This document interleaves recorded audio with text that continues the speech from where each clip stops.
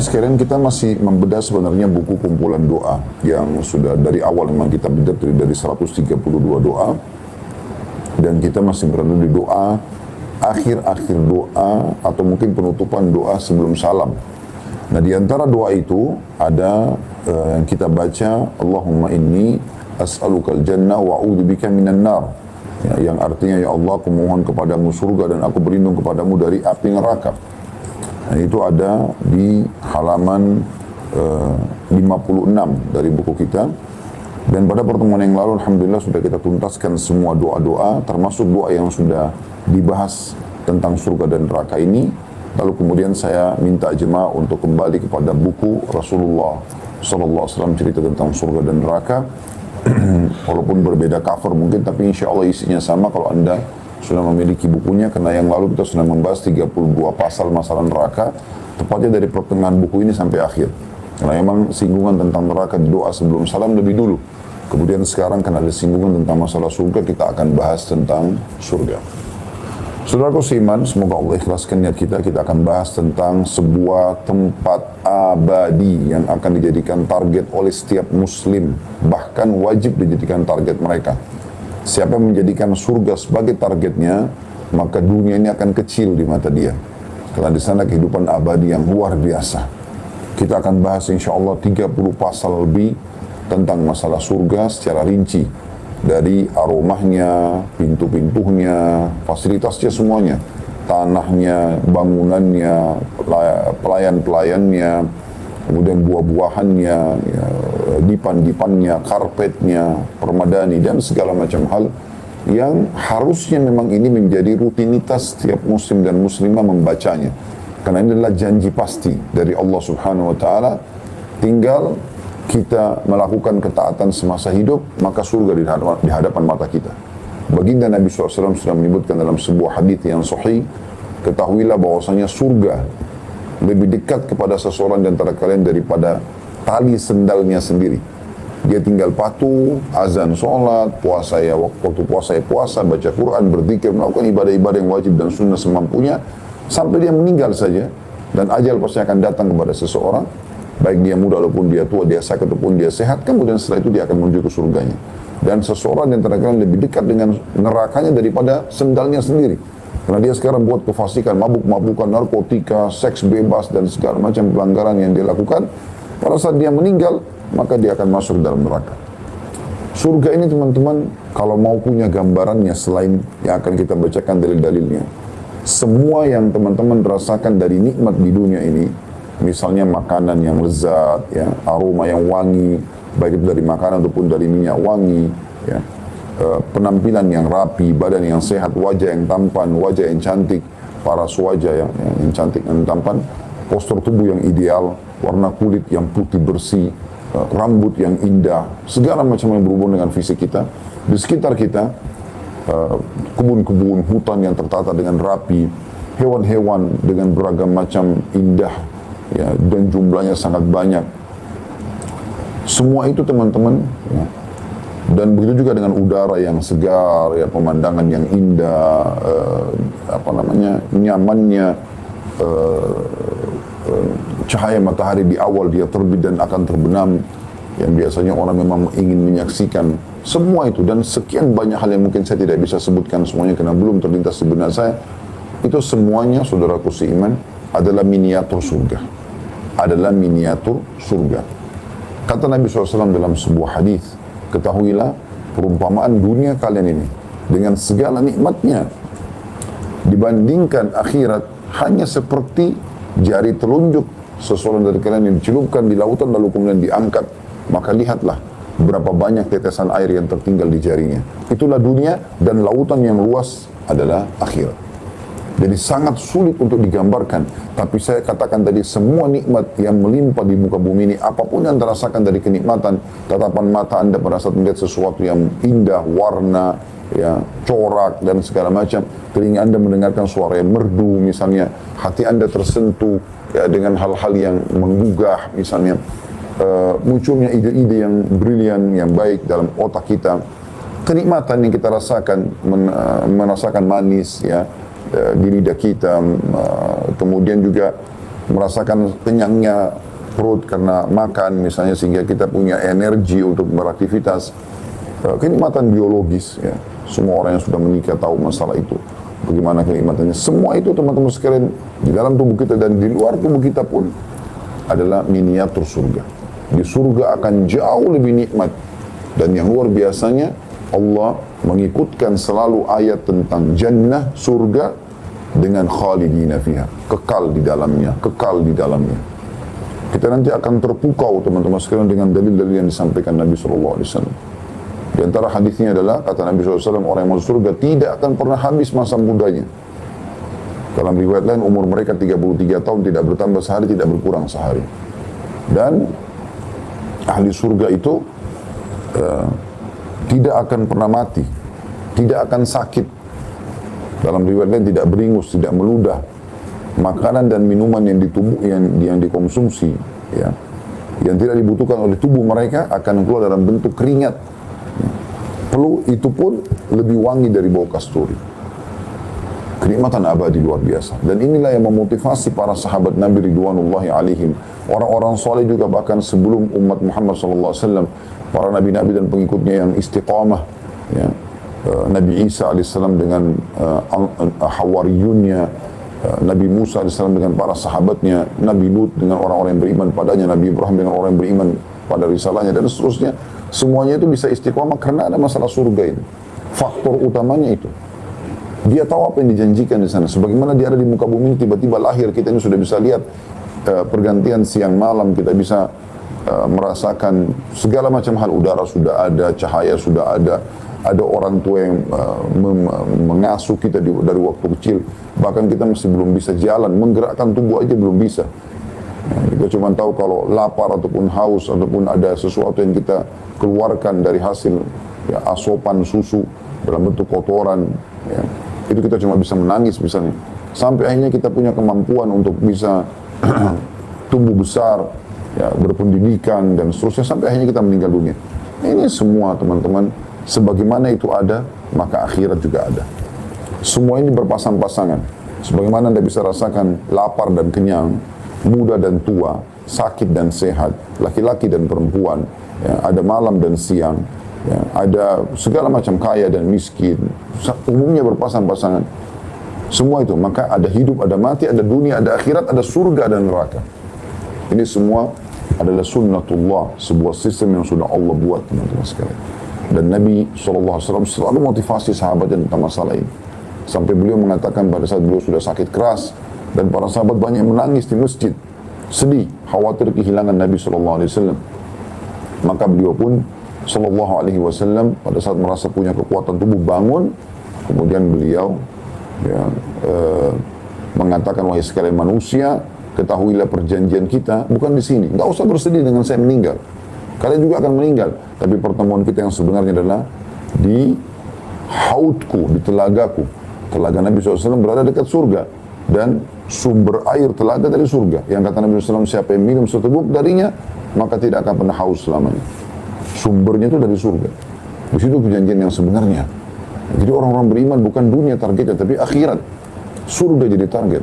Kalau surga jadi target, teman-teman, kita kalau sedang punya nikmat, selalu kita syukur dan kita berbagi sama orang lain. Karena kita ingin melipat gandakan nanti derajat kita di surga, supaya kita bisa mendapatkan derajat yang lebih tinggi. Anda kalau makan, Anda dapat pahala kalau Anda niat ini menikmati yang halal. Karena Anda memenuhi kebutuhan Anda. Tapi kalau Anda berikan kepada orang lain, berarti Anda bisa mendapatkan ekstra pahala. Kita akan selalu berbagi dengan orang lain. Kalau ada cobaan datang, bahkan hal-hal yang kita miliki lalu diambil oleh orang lain, dengan berpikir adanya akhirat, kita nggak perlu khawatir. Karena sebab itu berbuat zalim kepada kita, kita akan tetap mengambil hak kita di mahkamah sampai dicipta Allah SWT pada kiamat, mahkamah yang penuh dengan keadilan. Pasti kita akan ambil hak kita, sekecil apapun. Kata Nabi SAW dalam sebuah hadis kepada para sahabat, siapa yang punya hak yang masih bersisa milik saudaranya padanya, maka dia tuntaskan sekarang ini. Sebelum datang hari, diingatkan lagi masalah akhirat. Enggak lagi bermanfaat dirham dan dinar. Enggak bisa lagi orang negosiasi masalah uang, ucapan maaf, enggak bisa lagi. Malah kata para sahabat, Ridwanullah alaihim, mereka berkata, ya Rasulullah, pada hari itu apa? Kata Nabi SAW, pahala akan diberikan kepada dia, atau kalau tidak cukup, dosa mereka akan kamu tanggung. harus hati-hati. Nah, berpikir tentang akhirat ini membuat seseorang itu jauh lebih bijak dalam hal kehidupan, lebih menyadari keberadaan diri di kaum ini, bukan hanya begitu saja. Kata Allah SWT dalam Al-Quran, "A'udzubillahi minasyaitonir rajim, hasibtum annama khalaqnakum 'abatha wa annakum ilaina la turja'un." Maka kalian mengira kami ciptakan kalian sia-sia dan tidak akan dikembalikan kepada kami? Tidak mungkin. Ada tujuannya Allah SWT cipta. Kita ada tujuan dari muka bumi. Sebagaimana yang telah di muka bumi sebenarnya sudah ada, kita pun akan meninggal dan kita akan menuju kepada negeri abadi, yaitu akhirat.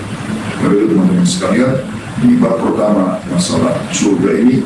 Buka hati kita, pikiran kita, ikhlaskan niat ingin mendapatkan ilmu, informasi yang benar dari Allah dan para Rasul tentang surga, dan semoga Allah SWT menjadikan kita sebagai penghuninya insyaAllah yang abadi di sana.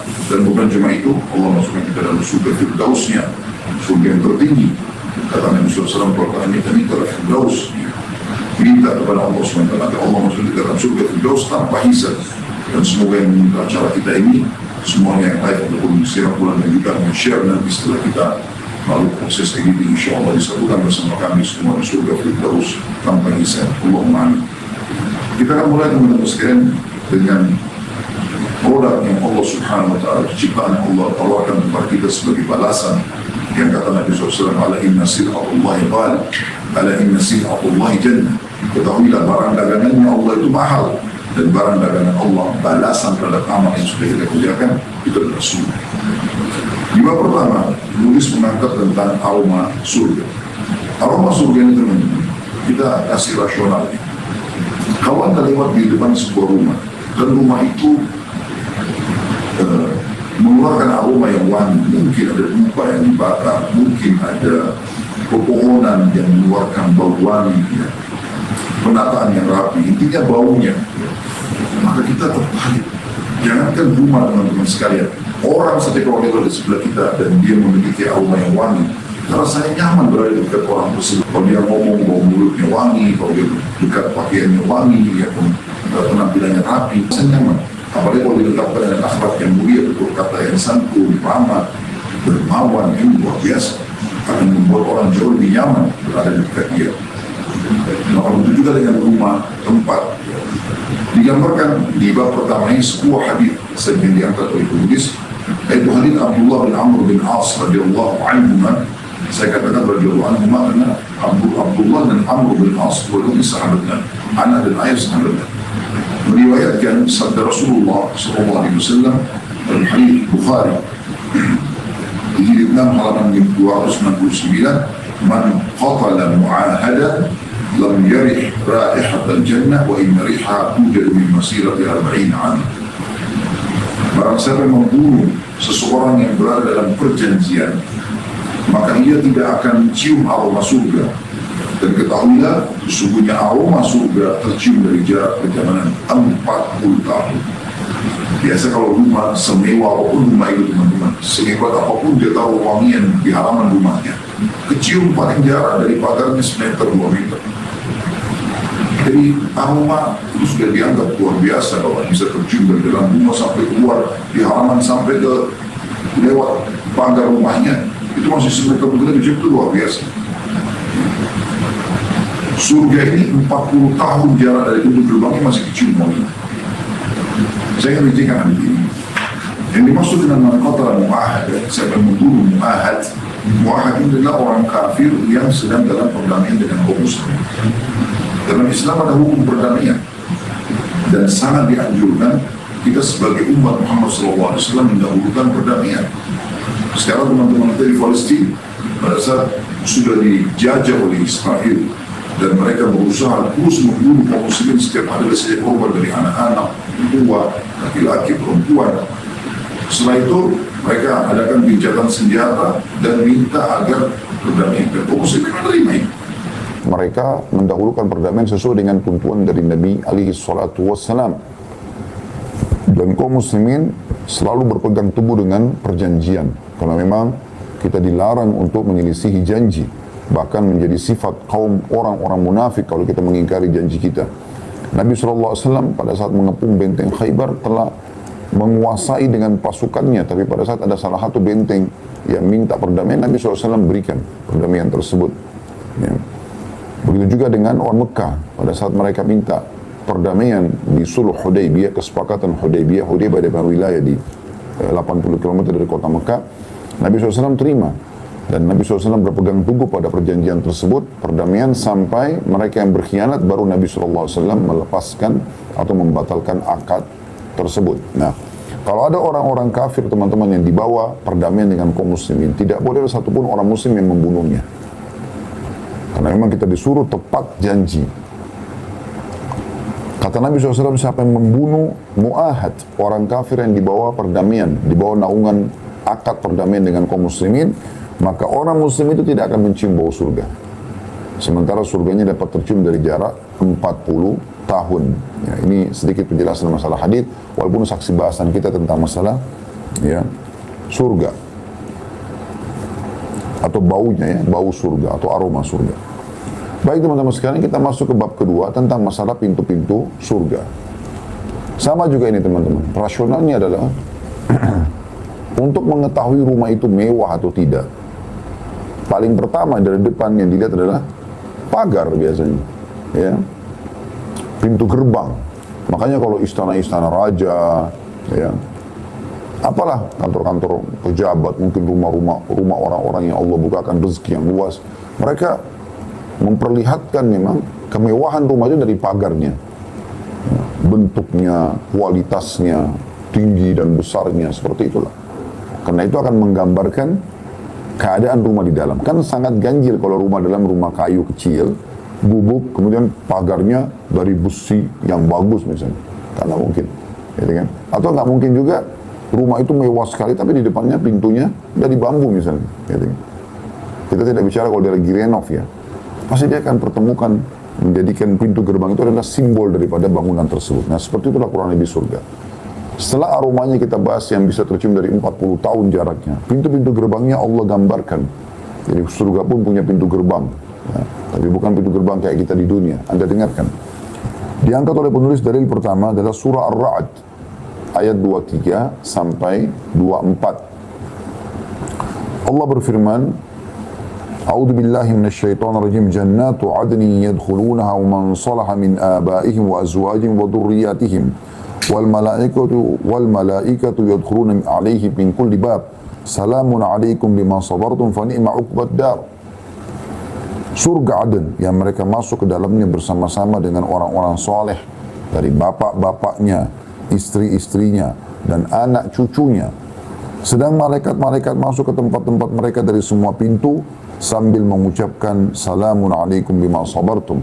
Keselamatan buat kalian, atau selamat kalian masuk ke sini atas kesabaran kalian, maka alangkah baiknya tempat kesudahan itu. Maksudnya balasan yang diterima di surga itu, atau surga sebagai balasan adalah tempat, sebaik-baik tempat kesudahan. Saksi bahasan kita teman-teman sekalian adalah malaikat masuk kepada mereka atau ke tempat-tempat atau istana-istana mereka melalui pintu-pintu. Jadi surga punya banyak pintu-pintu, ya, punya banyak pintu-pintu. Dan yang dimaksud di sini kata sambutan malaikat salamun alaikum bima sabartum, keselamatan kalian karena kalian telah bersabar, sabar terhadap 3 hal. Sabar dalam mengerjakan ketaatan.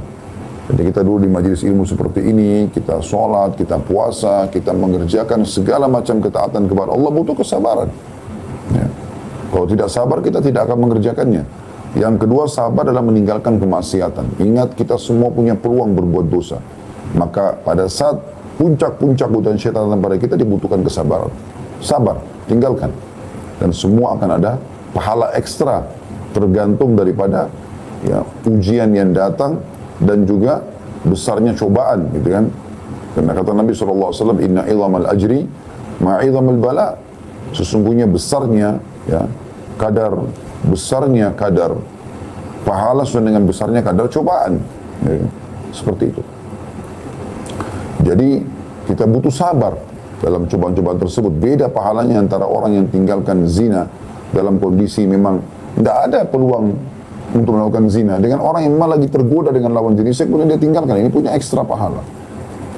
Beda dengan orang yang meninggalkan curian karena memang dia tidak ada peluang, dia tidak ada niat, dengan orang yang kebetulan punya peluang depan matanya untuk dia korupsi, untuk dia mencuri, Tapi kemudian dia bersabar. Nah, ini Allah haramkan, saya tinggalkan. Dan kata Nabi SAW, "Man taraka syai'an lillah abdallahu wa khairan min." Siapa yang meninggalkan sesuatu karena Allah, Allah akan gantikan yang lebih baik untuknya. Yang ketiga, sabar terhadap cobaan harian yang terjadi. Sakit, gangguan orang, ditipu, digunjing, difitnah. Semua orang melalui itu. Butuh kesabaran. Yang kedua dalil yang diangkat oleh beliau adalah surah Shad ayat 49 sampai 50. Dan ini seperti biasa teman-teman sekalian, satu hal yang mungkin kekurangan yang dilakukan oleh penerbit kita ini, beliau tidak menulis semua ayat Al-Quran dalam bahasa Arab, sehingga kalau ada seperti ini kita harus, kalau kita sedang membedah, kita harus kembali ke aplikasi Al-Quran lagi ya, di handphone masing-masing. Silakan dibuka surah Shad. Saya pun akan buka insya Allah surah nomor 38 ya, di ayat 49 sampai 50. A'udzu billahi minasyaitonir rajim. Hadza dzikr wa inna lil muttaqina la husna ma'ab.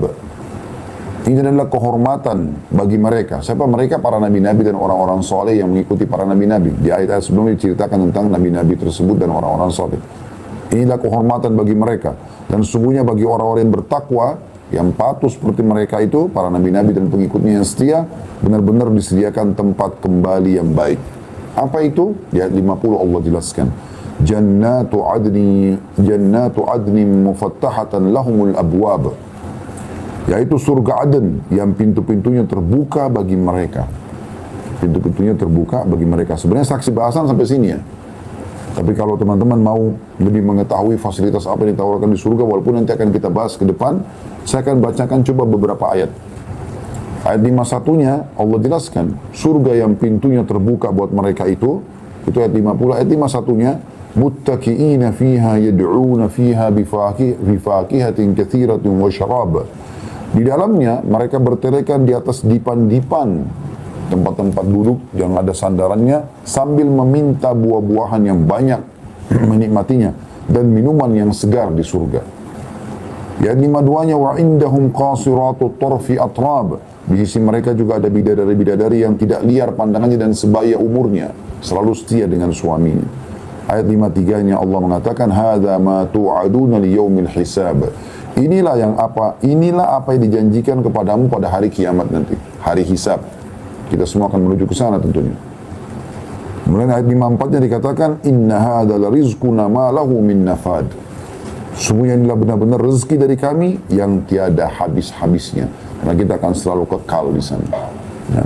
Jadi kalau teman-teman sedang merasakan nikmat, suatu nikmat saya katakan tadi, lagi makan yang enak, makanannya betul-betul aromanya wangi, ya, rasanya sedap, ya, penataannya rapi, itu miniatur surga. Di surga akan jauh lebih nikmat daripada itu. Anda pernah rasakan minuman yang rasanya enak sekali, ya, porsinya pas, warnanya menarik, penataannya menarik, maka itu miniatur surga. Di surga minuman abadi selamanya. Dan kita pelajari bagaimana sumber-sumber minuman di surga, 4 lautan yang besar. Dalam surah Muhammad dijelaskan, ya, surah nomor 47 ayat 15, di sana ada lautan dari madu yang tidak lagi ada, yang sudah tersaring, nggak ada lagi bekas-bekas, semua madu bersih, nggak ada bekas-bekas sarang maksudnya. Kemudian susu yang tidak pernah basi, ya. Kemudian minuman anggur yang tidak membukan, serta air tawar yang manis. Dan itu akan dari lautan ini akan memencar, ya, menuju ke sungai-sungai yang di istana, yang berada di istana setiap orang beriman. Jadi itu luar biasa kenikmatannya. Itu juga dengan biologis yang kita rasakan, kenikmatannya pada saat di dunia. Maka kita akan rasakan juga kenikmatan itu di akhirat. Orang yang tidak bercerai suami istri di dunia akan bersama, di akhirat akan bersama dengan dia. Ada bidadari-bidadari yang ditambahkan buat mereka, yang mereka bisa menikmati. Ini kenikmatan yang luar biasa. Saksi bahasan kita adalah mereka punya surga Aden yang pintu-pintunya terbuka, ya, bagi mereka. Kemudian dalil yang ketiga, surah Zumar yang diangkat oleh penulis, kita bisa lihat sama-sama, dibuka dulu surah Az-Zumar, ya. Satu surah setelahnya, ya, surah nomor 39 tadi. Surah 1 nomor 38, ini 39. Ayat 73-nya Allah Subhanahu wa taala berfirman, A'udzu billahi minasyaitonir rajim. Wasiqal ladzina ittaqaw rabbahum ilal jannati zumara hatta idza ja'uha wa futihat abwabuha wa qala lahum khazanatuha salamun alaikum tibtum fadkhuluha khalidin. Dan orang-orang yang bertakwa pada Tuhan mereka akan dibawa ke surga berombong-rombongan. Rame-rame mereka, insya Allah kita termasuk ini. Sehingga apabila mereka sampai ke surga itu, sedang pintu-pintunya telah terbuka, dan berkatalah kepada mereka para penjaga-penjaganya dari para malaikat, kesejahteraan dilimpahkan atas kalian, bahagialah kalian, maka masukilah surga itu sedang kamu akan kekal atau kalian akan kekal di dalamnya.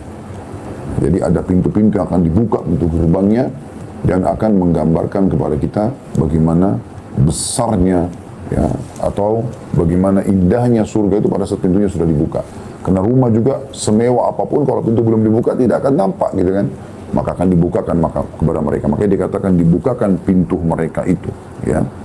Futihat abwabuha, dibuka pintu-pintu gerbang sehingga nyata dan kelihatan semua fasilitas yang ada di dalamnya.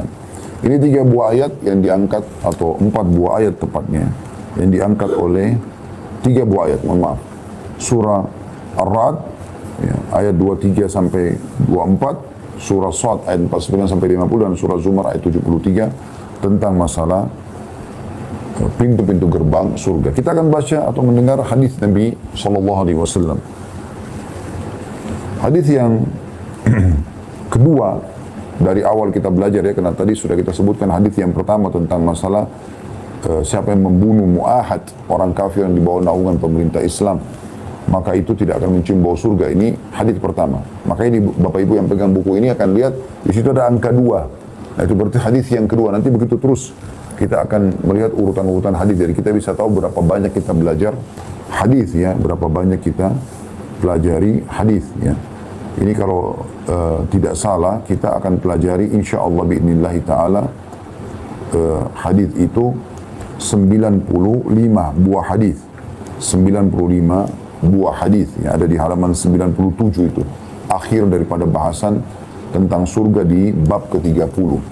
Masalah keadaan surga lebih dari yang digambarkan.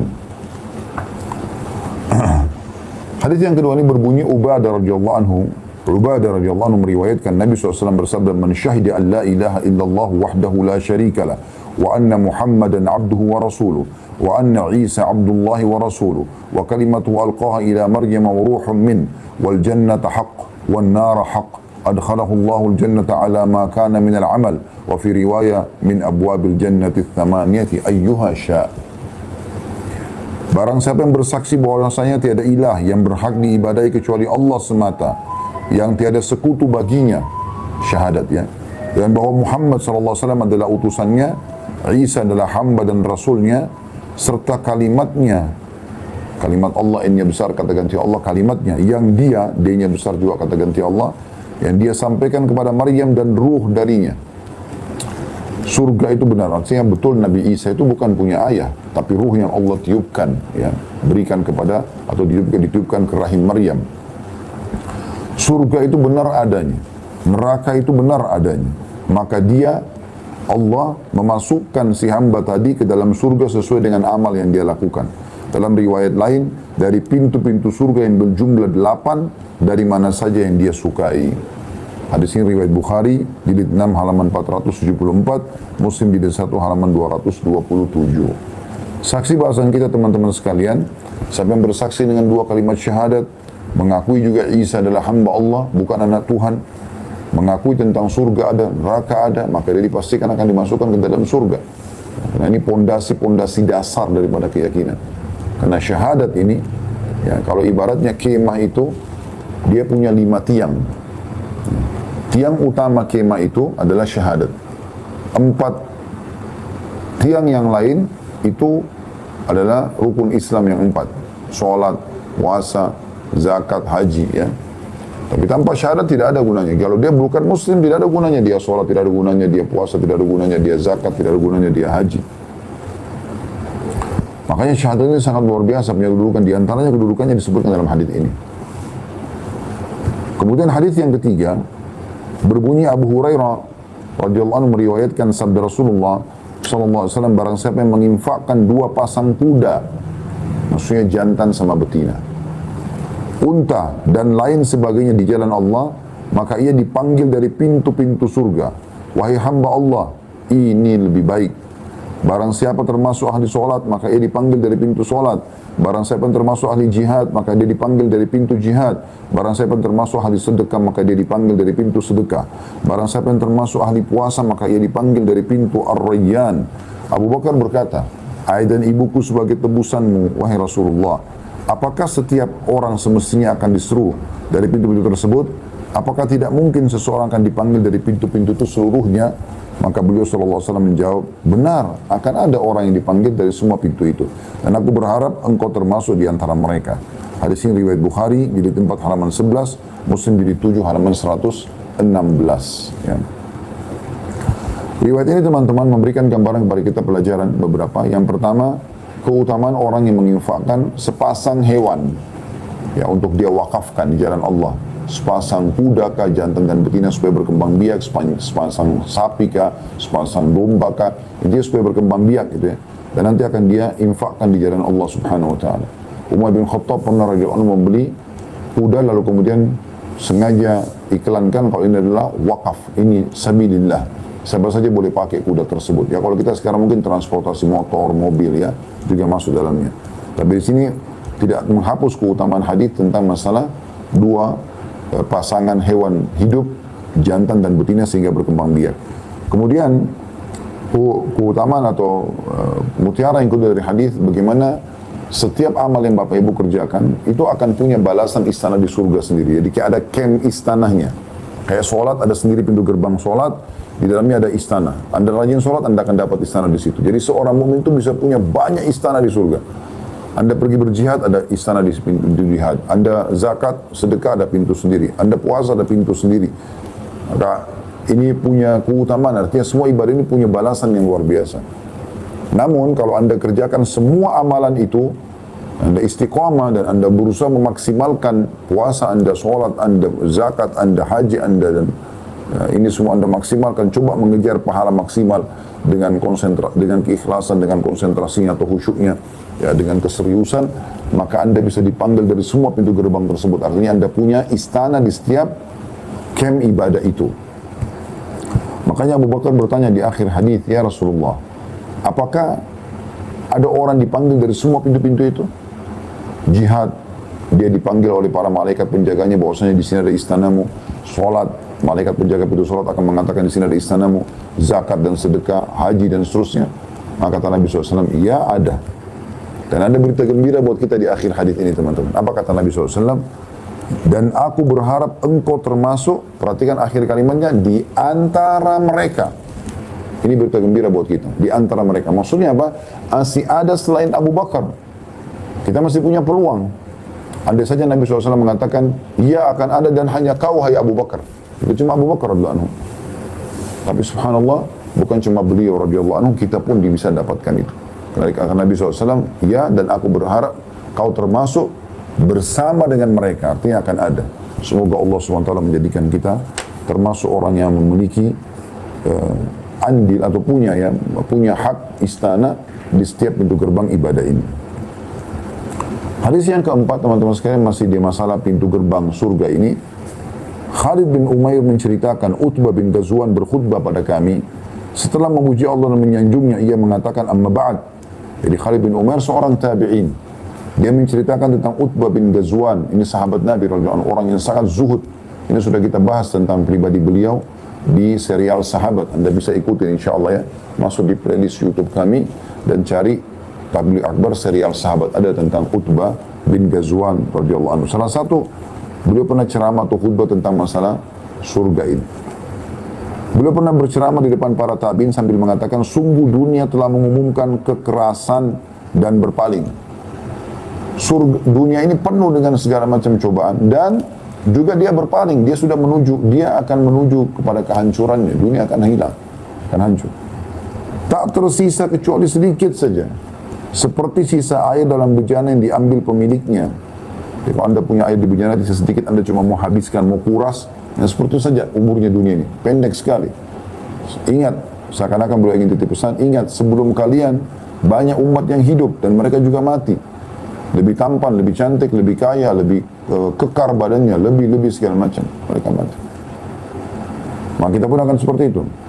Kata beliau, sungguh kalian akan berpindah darinya, dari dunia, ke negeri yang tidak bakal sirna, akhirat. Karena itu berpindahlah dengan membawa sebaik-baik apa yang diberikan pada kalian. Oleh karena itu, kalian sudah tahu akan menuju ke akhirat sana, bawa yang terbaik ke sana. Sedekah yang terbaik, yang paling ikhlas, sholat yang terbaik, yang paling ikhlas, haji yang terbaik, yang paling ikhlas, dan semua amal wajib dan amal sunnah. Lalu beliau mengatakan, Rasulullah menyebutkan pada kami bahwa jarak di antara kedua daun pintu surga, antara pintu gerbang satu dengan pintu gerbang sebenarnya, jaraknya perjalanan 40 tahun. Tadi aromanya tercium dari 40 tahun. Lebar pintu gerbang juga satu daun ke daun sebelah. Jadi satu sisi pintu, ya, satu daun pintu itu 40 tahun. Sungguh akan datang padanya suatu hari nanti di hari kiamat yang sangat berdesak-desakan, banyak orang-orang masuk ke dalamnya. Sungguh kamu melihatku sebagai orang ketujuh dari 7 orang yang bersama Rasulullah SAW. Kami tidak punya makanan selain daun pohon sehingga mulut kami pun bernanah. Hadis riwayat Muslim, jadi 18 halaman 102. Jadi maksudnya Utbah bin Ghazwan ingin menyampaikan, jangan ragu dengan informasi yang aku sampaikan, karena aku termasuk sahabat Nabi yang pernah bahkan melalui masa-masa sulit bersama Nabi SAW. Pada saat kami pernah lapar, kami nggak punya makanan kecuali dari daun sehingga membuat mulut kami luka. Ya. Seperti itu. Saksi bahasan kita adalah bagaimana disebutkan jarak antara daun pintu surga atau daun pintu gerbangnya itu 40 tahun. Itu 40 tahun. Selanjutnya hadis kelima. Masih dalam masalah pintu gerbang surga.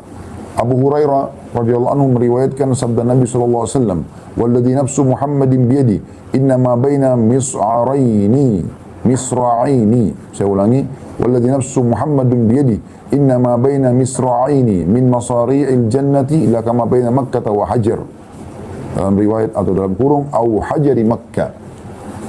Au hajarin, ya, Makkah.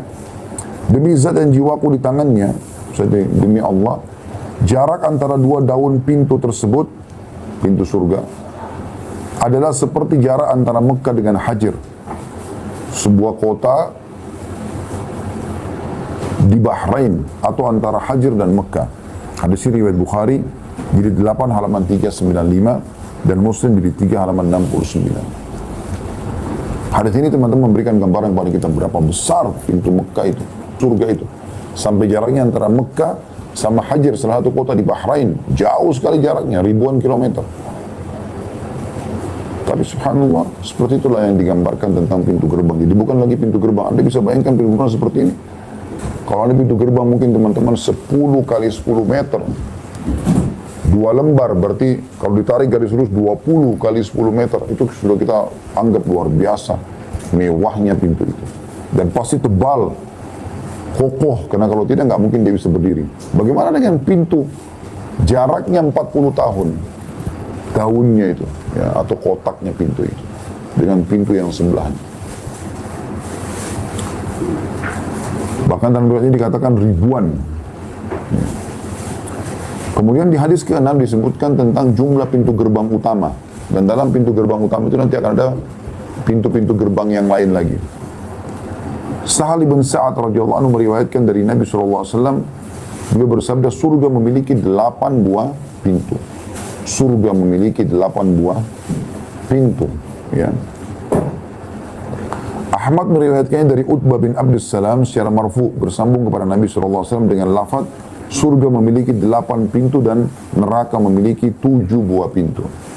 Hadis ini diriwayatkan oleh Bukhari jilid 6 halaman 338 dan Ahmad juga meriwayatkannya dan disahihkan oleh Syekh Al-Albani dalam silsilah hadis sahihah nomor 1812. Ya. Hadis ini teman-teman memberikan gambaran kepada kita tentang jumlah dan bagaimana pintu surga lebih banyak daripada pintu neraka. Pintu surga 8 buah, sementara pintu neraka 7 buah. Dan ini pintu gerbang yang besar tadi yang digambarkan 40 tahun jarak antara daun satu dengan daun yang sebelahnya. Allahu a'lam apakah 8 pintu ini adalah 8 pintu bersampingan atau pintu itu bersusun ke atas. Allahu a'lam. Ya. Yang jelas dia memiliki 8 buah pintu. Ya. Kemudian hadis yang ketujuh, Abu Hurairah radhiyallahu anhu meriwayatkan sabda Nabi sallallahu alaihi wasallam, "Tuftahu abwabul jannati yawmal itsnaini wal yawmal khamis, fayughfaru likulli 'abdin muslimin la yushriku billahi syai'a illa rajulan bainahu wa bain akhihi syahna, wa yuqal unzuru hadaini hatta yasliha, unzuru hadaini hatta yasliha." Maaf, anziru tepatnya. Anziru hadaini hatta yasliha. Anziru hadaini hatta yasliha. Anziru hadaini hatta yasliha. 3 kali Nabi SAW ulang. Kata Nabi SAW, terbuka pintu-pintu surga setiap Senin dan Kamis. Nah ini, hari Senin. Seperti hari sekarang. Makanya Nabi SAW gembira sekali kalau berpuasa Senin dan Kamis. Pada saat beliau ditanya, beliau mengatakan karena pada hari ini amal-amal dilaporkan ke langit. Pada riwayat ini pintu-pintu surga dibuka. Kata Nabi SAW, dan aku ingin pada saat amalku dilaporkan, aku sedang berpuasa. Teman-teman yang belum puasa Syawal, kesempatan bisa digabungkan dengan Senin dan Kamis. Besok juga jangan lupa Iyamul Bid. Hari ini tanggal 12 Syawal, besok 13. Anda bisa puasa Selasa, Rabu, Kamis, 3 hari berturut-turut. 13, 14, 15. Dan hari Kamis Anda bisa niatkan double antara puasa Kamis sama puasa Syawal. Ya. Ada kesempatan emas. Nabi SAW mengatakan siapa yang berpuasa Ramadan sebulan penuh lalu diikuti 6 hari bulan Syawal, maka pahalanya sama dengan puasa setahun. Saksi bahasan kita setiap Senin dan Kamis dibuka pintu-pintu surga. Maka akan diampuni dengan terbuka pintu surga tersebut setiap hamba muslim yang tidak menyekutukan Allah. Ini pelajaran lain teman-teman sekalian. Bagaimana syirik menghancurkan semua kehidupan seseorang. Jangan pernah ke dukun, peramal, penyamun, penyihir. Jangan menyekutukan Allah subhanahu wa ta'ala dengan makhluknya. Kalau mintanya, minta kepada Allah. Minta tolong kah, minta keselamatan kah, minta keturunan kah, minta disembuhkan penyakit kah, minta dipanjangkan umur kah, minta keturunan lah. Ini semua dari Allah subhanahu wa ta'ala. Hanya kepada Allah dan hanya bisa datang dari Allah subhanahu wa ta'ala. Jangan pernah menuju ke makhluk dalam hal-hal yang merupakan hak kausalitasnya sang pencipta Allah. Ini hati-hati syirik. Ya, orang yang melakukan syirik dunia akan hancur hidupnya di dunia, akan hancur juga kehidupannya di akhirat. Saya saksikan depan mata banyak melakukan kesyirikan seperti ini, hancur hidupnya di dunia, subhanallah. Allah hinakan di dunia, itu belum di akhirat, baru di dunia, bagaimana dengan di akhirat? Maka akan diampuni dosa orang yang tidak syirik kepada Allah. Kata Nabi SAW, kecuali seseorang yang punya permusuhan dengan saudaranya muslim. Maka akan dikatakan kepadanya oleh Allah berfirman kepada para malaikat, tundalah pengampunan dosa kedua orang ini sampai mereka baikan. Tundalah pengampunan dosa kedua orang ini sampai mereka baikan. Tundalah pengampunan dosa kedua orang ini sampai mereka berbaikan. Jadi ini luar biasa peringatan yang disampaikan, gitu kan. Hadis ini riwayat Muslim nomor 16 halaman 122. Oleh karena itu teman-teman sekalian, ini kita harus bedakan ya. Jadi kalau ada orang bertengkar tanpa sebab, tidak ada udzur syar'inya, maka dia kemudian musuh-musuhan, ya. Maka ini termasuk tidak diampuni. Tapi kalau dia, teman-teman sekalian, memusuhi seseorang karena perbuatan buruknya, karena kita dibolehkan dalam agama membenci perbuatan buruk seseorang. Jadi misalnya dia berbohong, kita benci kebohongannya, itu berbeda. Dia menipu, kita benci penipuannya, itu berbeda.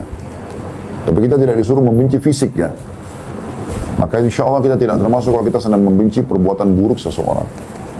Yang terakhir teman-teman sekalian, hadis nomor 8 dan kita tutup dengan ini. Mohon maaf karena di Makassar sudah azan maghrib ya. Umar bin Khattab radhiyallahu anhu menceritakan sabda Nabi sallallahu alaihi wasallam, "Ma minkum min ahadin yatawadda wa yusbighul wudu'a thumma yaqul asyhadu an la ilaha illallah wahdahu la syarika lah wa asyhadu anna Muhammadan 'abduhu wa rasuluh illa futihat lahu abwabul jannati ats-tsamaniyatu yadkhulu min ayyiha sya'." Tidaklah salah seorang dari kalian berwudu lalu menyempurnakan wudunya. Kemudian setelah itu dia mengucapkan 2 kalimat syahadat. Asyhadu an la ilaha illallah wahdahu la syarika lah wa asyhadu anna Muhammadan 'abduhu wa rasuluh. Aku bersaksi tiada Tuhan yang berhak disembah kecuali Allah dan tidak ada sekutu bersamanya, dan aku bersaksi bahwa saya Muhammad adalah hamba dan utusan Allah, kecuali akan dibuka untuknya 8 pintu surga, dia boleh masuk dari mana yang dia inginkan. Hadis ini riwayat Muslim dan juga Tirmidzi. Hadis ini sebagai penutupan dalam bahasan pintu gerbang teman-teman sekalian, dan artinya kalau Anda habis wudu jangan lupa syahadat, karena dengan itu Anda punya peluang untuk memohon kepada Allah dimasukkan dari 8 pintu manapun yang Anda inginkan.